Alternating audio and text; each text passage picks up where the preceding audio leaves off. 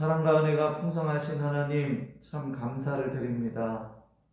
2월의 마지막 제주 주일에 주님 앞에 이렇게 예배를 할 수 있도록 허락하시니 감사를 드립니다. 아멘. 주님, 우리들 주님 앞에 예배할 때에 지금 환경은 다 갖추어지지 않았고 온전하지 않지만 우리의 마음과 중심은 주를 향하여 더욱더 간절하여지고 온전히 바로 서나갈 수 있도록 주님 우리를 인도하여 주시옵소서.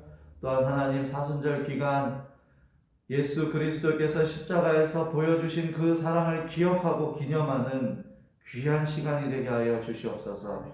부활절 앞에 있는 전야제 같은 행사가 아니라 정말로 주님의 사랑을 깨닫고 주님의 사랑을 온전히 고백할 수 있는 믿음의 시간들이 될 수 있도록 주님 인도하여 주시옵소서. 하나님, 이 교회가 주님이 원하시는 모습으로 건강하게 세워져 나가기를 원합니다.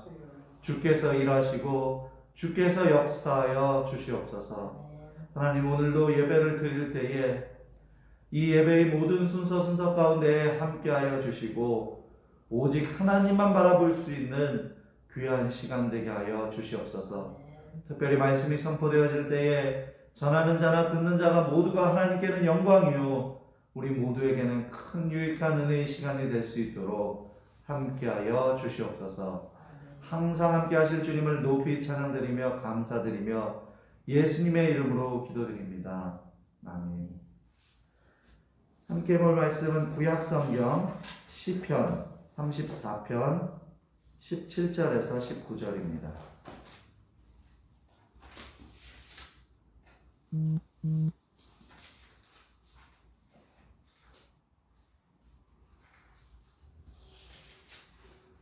시편 34편 17절에서 19절입니다.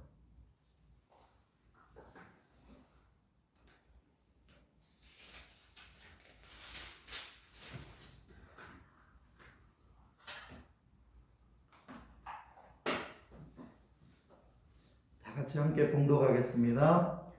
의인이 부르짖음에 여호와께서 들으시고 그들의 모든 환난에서 건지셨도다. 여호와는 마음이 상한 자를 가까이 하시고 충심으로 통회하는 자를 구원하시는도다. 의인은 고난이 많으나 여호와께서 그의 모든 고난에서 건지시는도다. 아멘. 6.1 전쟁이라고 있었습니다. 근데 그 전쟁 당시에 이스라엘군을 이끌고 있던 모세 다얀 장군이 있었어요. 근데 이 다얀 장군은 세계가 깜짝 놀랄 만한 선언을 했습니다. 다얀은 이 100배의 인구를 가진 아랍 연합군과 맞서는 전쟁에서 반드시 승리할 새로운 무기가 있다라고 했습니다. 세계 사람들은요, 그것이 틀림없이 원자폭탄이나 수소폭탄을 능가하는 새로운 무기가 개발되었을 것이다 라고 추측했습니다. 그러나 다얀 장군은 우리를 승리하게 할 새로운 무기는 바로 시편 121편이라고 했습니다. 그리고 그 전쟁에서 6일 만에 이스라엘의 승리로 전쟁은 끝이 납니다. 지금 모두가 힘겨운 싸움을 계속해서 하고 있습니다. 혼란과 갈등의 와중에 우리는 서 있습니다. 우리가 승리하는 길은 하나님을 온전히 바라보는 것입니다. 시편 121편 1절에서 2절 말씀. 내가 산을 향하여 눈을 들리라. 나의 도움이 어디서 올꼬? 나의 도움이 천지를 지으신 여호와에게서로다. 바로 나를 건지시는 분, 나를 도와주시는 분, 나를 이끌어 주시는 분, 나를 일으켜 세우시고 나에게 힘을 주시는 분, 우리는 이 하나님에 대해서 너무 잘 알고 있습니다. 하나님에 대해서 잘 알고 있고 분명 하나님께 감사한 마음도 있는데 우리는 하나님에 대해서 진지하게 생각하지 못하는 경우가 많이 있는 것 같습니다. 교제하는 연인 사이에 혹은 부부 사이에 사랑을 진지하게 생각하지 않는 모습을 보면 대부분의 사람들은 어떤 모습, 어떤 반응을 보일까요? 실망합니다. 또 상처받아요. 그런데 우리는 하나님을 사랑한다고 말하면서 그 사랑을 진지하게 고백하지 못하는 모습을 보일 때가 많이 있더라는 것입니다. 바꿔 말해서 한마디로 요약하면 하나님을 사랑한다고 말하면서 하나님의 마음을 아프게 할 때가 많이 있다는 것입니다.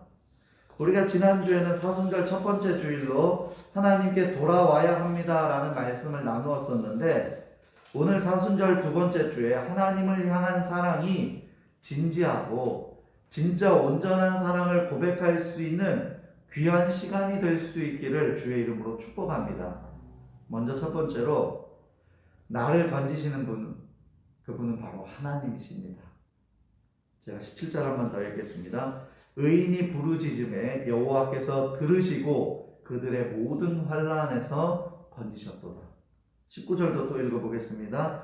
의인은 고난이 많으나 여호와께서 그의 모든 고난에서 건지시는도다. 17절에서는 여호와께서 들으시고 모든 환난에서 건지신다고 하였고, 19절에서는 여호와께서 그의 모든 고난에서 건지신다고 하였습니다. 모든 환난에서 건지시고 모든 고난에서 건지시는 분, 그분은 바로 우리 하나님이십니다. 아멘. 인어공주 이야기를 잘 아실 것입니다. 폭풍에 휘말려서 난파한 그 인간 왕자를 구해준 뒤에 그를 사랑하게 된 인어공주가 주변의 모든 사람의 반대에도 불구하고 자기 목소리를 희생하는 대신 이 다리를, 인간처럼 두 다리가 생기는 조건으로 마녀와 거래를 하죠. 그래서 왕자를 다시 만나게 되고, 그녀는 왕자에게 발견된 후에 얼마 동안에는 귀여움도 받고 사랑도 받고 행복을 꿈꾸게 됩니다. 그러나 왕자는 곧 아름다운 이웃나라의 공주님이 자신의 진짜 생명의 은인이라고 생각을 하게 되어서 그녀에게 마음을 주게 됩니다. 그리고 그 외의 결론은 버전에 따라서 여러 가지의 이야기로 전해지더라고요. 해피엔딩, 새드엔딩, 여러 가지 결론이 많이 있더라고요, 인어공주가. 지금 결론을 이야기하려는 것이 아니라, 여기에서 보면 인어공주는 왕자를 구해줬는데, 그리고 희생하면서 자기의 목소리를 잃어가면서까지 왕자의 곁에 있고 싶어서, 그냥 함께하고 싶어서 그랬는데, 정작 왕자 본인은요, 자신의 은인을 알아보지 못하는 거예요. 그리고 다른 사람을 바라보는 그 장면, 지금 그것을 이야기하는 것입니다. 우리가 하나님을 사랑한다고 말하면서 십자가에서 우리에게 새 생명을 주시고 우리를 구원의 길을, 우리에게 분명한 길을 제안을 해주시고 제시해 주셨는데, 우리는요 다른 것을 사랑하고 다른 것을 바라보는 거예요. 하나님은 독자 예수 그리스도의 생명을 십자가에서 우리에게 허락하시고 우리를 살려주시고 우리에게 생명을 주시고 우리와 동행하기를 원하시는데, 정작 우리는 하나님을 좋아한다고 말은 하는데 다른 것을 더 사랑하는 모습으로 최우선의 사랑의 대상을 잘못 정하고 사는 때가 많이 있다는 것입니다. 경험이 있는 분들은 이미 아실 것입니다. 하나님께서 나를 고난 중에서 건져주셨고 환난 중에서도 건져주신 그런 경험이 있으실 겁니다. 앞으로도 어려움이 있을 때에도 그러한 간구 속에 하나님은 나의 부르짖는 소리에 귀를 기울이시고 응답하실 것입니다. 하나님의 사랑에 온전히 반응하고 나를 건지시는 일을 바르게 바라볼 수 있는 믿음의 눈이 있기를 주의 이름으로 소망합니다. 나를 건지시는 일을 온전히 바라보는 믿음이 회복되어지고 하나님을 의지하기 시작할 때 하나님께서 그 고백을 받으시고 그 고백을 들으시고 건져주시는 생명의 역사가 나타날 줄로 믿습니다. 두 번째로는요, 마음이 상한 자, 충심으로 통회하는 자를 하나님께서는 찾으시고 또 그 사람을 도와준다는 사실입니다. 그냥 마음이 상한 사람, 이것은요 어떻게 말할 수 있냐면은 마음이 깨진 자라고 말할 수 있어요.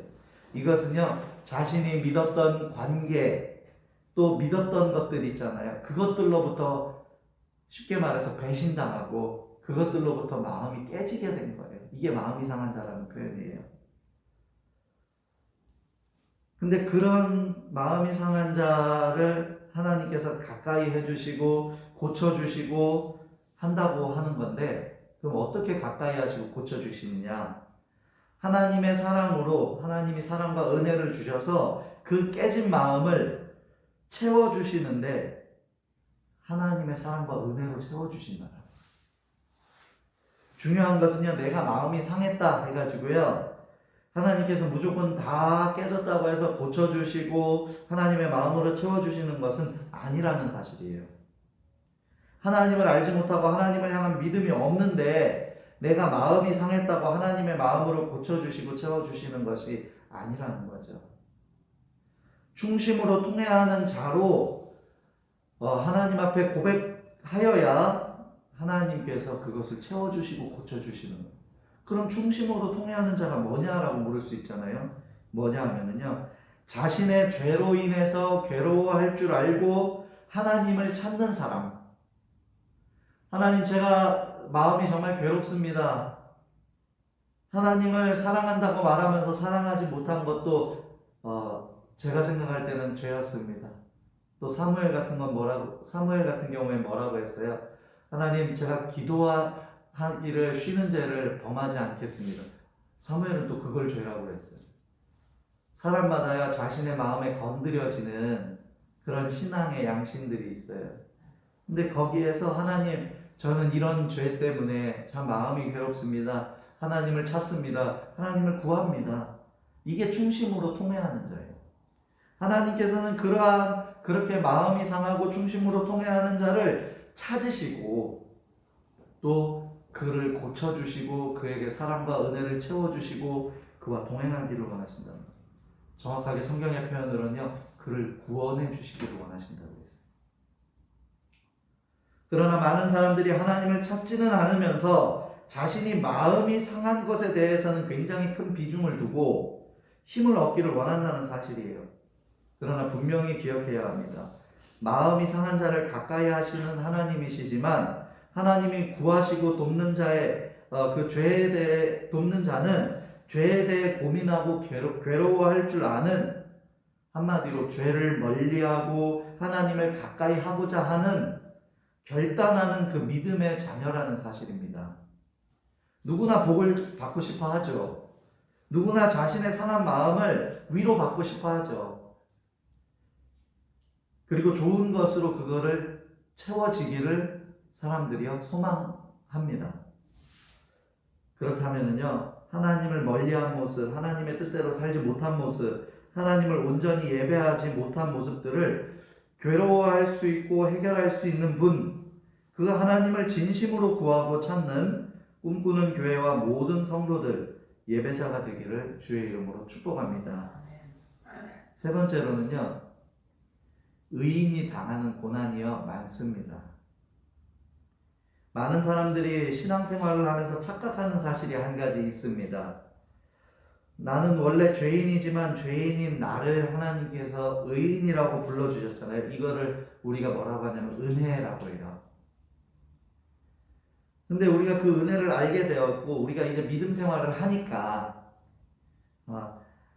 이제 고난당할 일은 없을 거야 라고 말하기도 합니다. 그리고 어떤 사람은요, 아니야, 이전보다 고난이 줄어들 거야 라고 생각을 하는 한 가지의 잘못된 오해를 가진다는 거죠. 결론부터 말한다면요, 아닙니다. 그리고 오히려요, 고난이 더 많아진다고 말할 수 있어요. 고난이 우리를 힘들고 어렵게 만드는 것은 사실이지만 고난을 통하여 우리는 살 수 있고 오히려 진정한 생명이 주어지기도 한다는 사실을 깨달을 수 있어야 합니다. 영국 사람들이요, 한참 싱싱한 청어를 좋아할 때였습니다. 그래서요, 영국에서는요, 살아있는 그 청어 물고기를 살리기 위해서 그 청어 값이요 굉장히 비싸게 거래가 됐대요.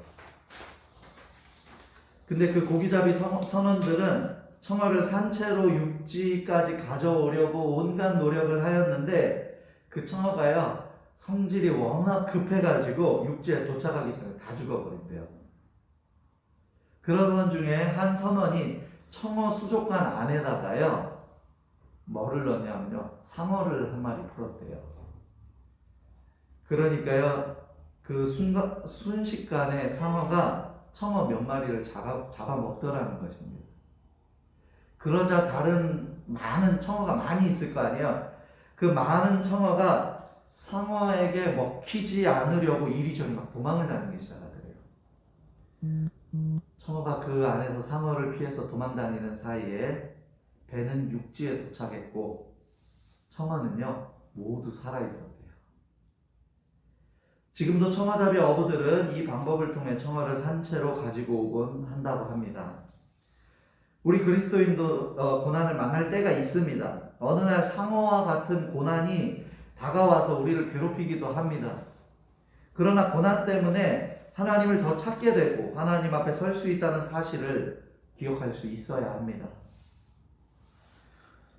고난이 없다면 오히려 원만한 삶을 살 수 있을지는 모르지만 하나님과는 멀어지는 삶을 살 수도 있다는 것을 기억해야 합니다.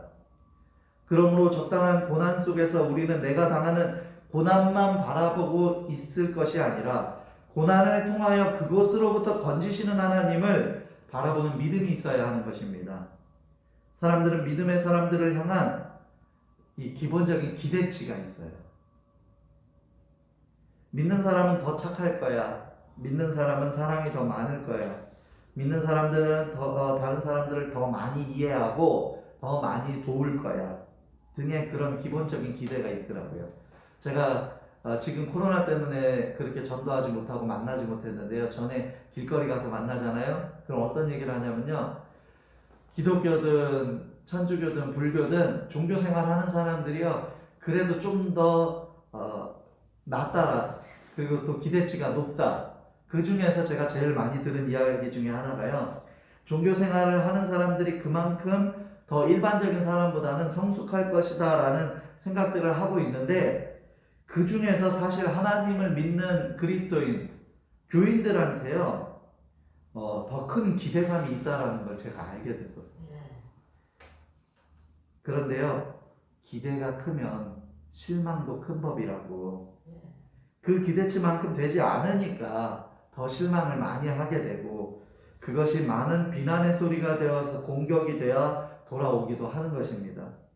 예를 들어서요, 평소에 행실이 바르지 못해 보이는 사람이 도둑질하는 것과 도둑질하면 나쁜 것이라고 교육하는, 그렇게 말하는 윤리 선생님 같은 그러한 사람이 도둑질을 하는 것이 다르게 보인다는 거예요. 사람들이 볼 때는.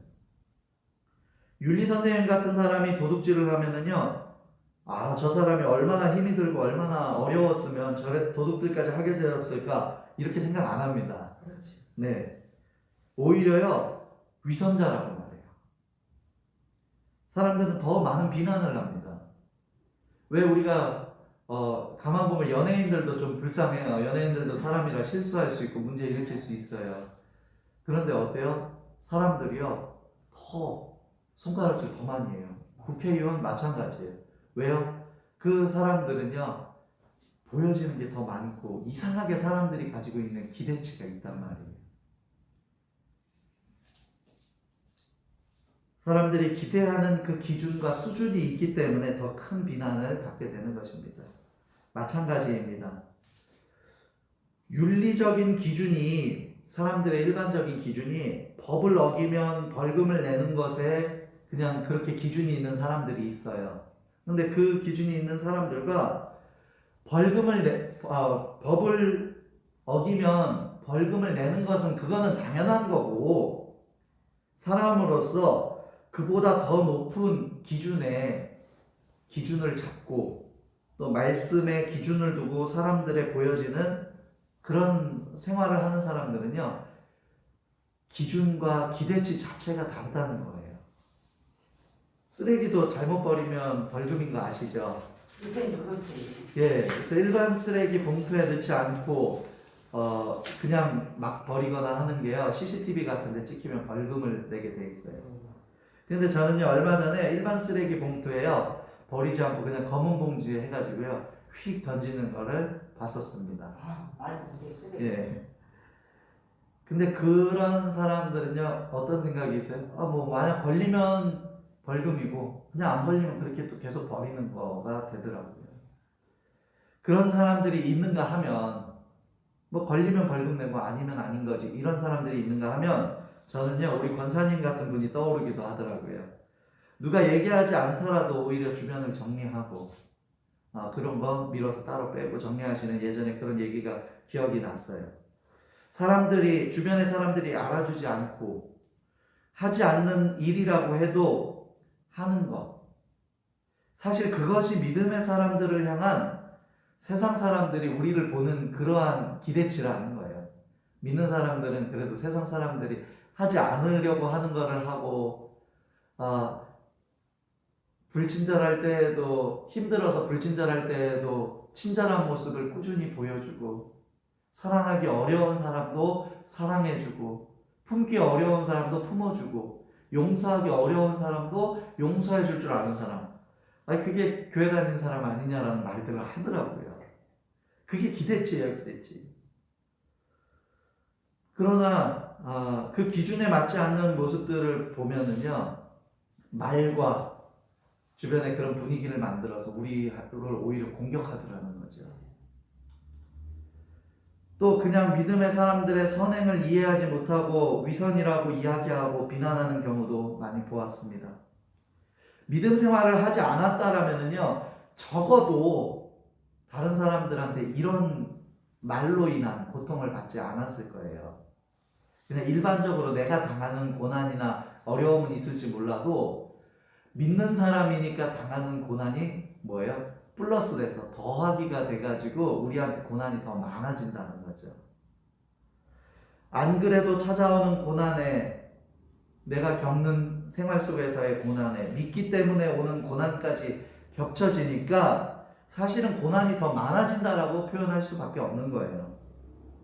그러나 오늘 본문이 이야기하는 것은 무엇입니까? 시편 34장 오늘 본문의 내용은요, 아비멜렉 앞에서 위기를 넘기고자 다윗이 어떤 대처 방법을 가지는지 아세요? 자신이 미친 사람처럼 미친 척 하는 거예요. 그런데 이 미친 척 한 것은 다윗이요, 어떻게 보면은요, 명예롭지 않은 방법을 선택한 거예요. 근데 그것을 다윗 왕이 뭐라고 표현하는지 아세요? 시편에서요, 하나님께서 도와주셔서 위기를 넘겼대요. 근데 많은 성경학자들이 이야기하기를 하나님께서 도와주셔서 위기를 넘길 때는 그것이 건강한 지혜가 아니라는 거예요. 근데 지금 다윗은 뭐예요? 자기가 명예롭지 않은 모습과 그거 인간적인 계산과 인간적인 생각으로 이렇게 하면 나는 위기를 모면할 수 있을까요? 살 수 있을까요? 인간적인 방법 선택한 거죠.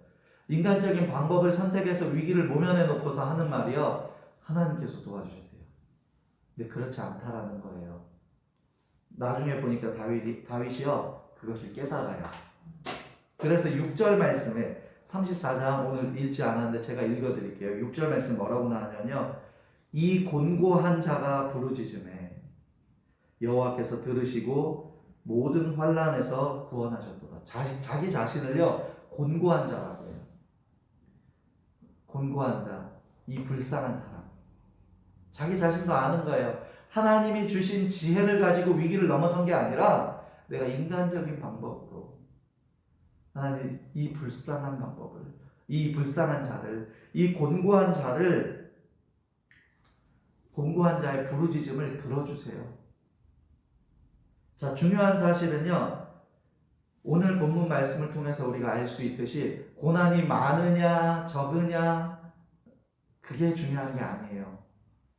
중요한 사실은 나를 힘들고 어렵게 하는 고난이 많아지고 나는 여전히 곤고한 자이고 나는 불쌍한 자이고 나는 힘이 없는 자이지만, 그렇다 할지라도 하나님을 바라보는 믿음이 있다면 하나님께서 들어주시고 하나님께서 건져주신다는 것이 핵심이에요.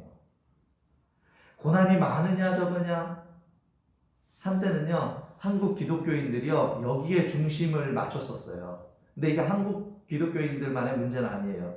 기독교 역사에도 그런 게 있어요. 그래서 네가 고난을 많이 당하는 이유는 문제가 있기 때문이야. 어려움이 있기 때문에. 여기에 초점을 맞춰서 성경을 해석을 하는 거예요.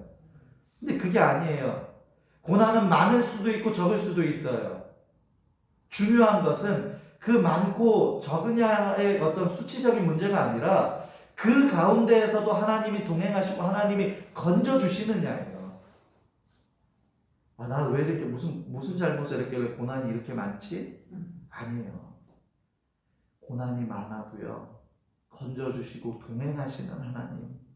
그 하나님을 우리가 믿고 깨닫고 동행하는 것이 중요하다는 것입니다. 나를 건지는 것은 세상의 방법이 아니라 세상의 주인이신 하나님이라는 사실을 바로 알고 고백하는 믿음이 우리들 가운데 있기를 소망합니다. 마음이 상한 자를 가까이 하시고 진심으로 통회하는 자를 주께서 만져주실 것입니다. 그리고 믿음의 시작은 고난의 끝을 의미하는 것이 아니라 오히려 더 많아질 수도 있지만 중요한 사실은 그가 반드시 우리를 건져내실 것이라는 사실입니다. 사순절 기간 동안 우리 예배자들의 하나님을 바라보는 믿음의 눈이 건강하게 회복되어질 수 있기를 주의 이름으로 축복합니다. 아멘. 기도하겠습니다.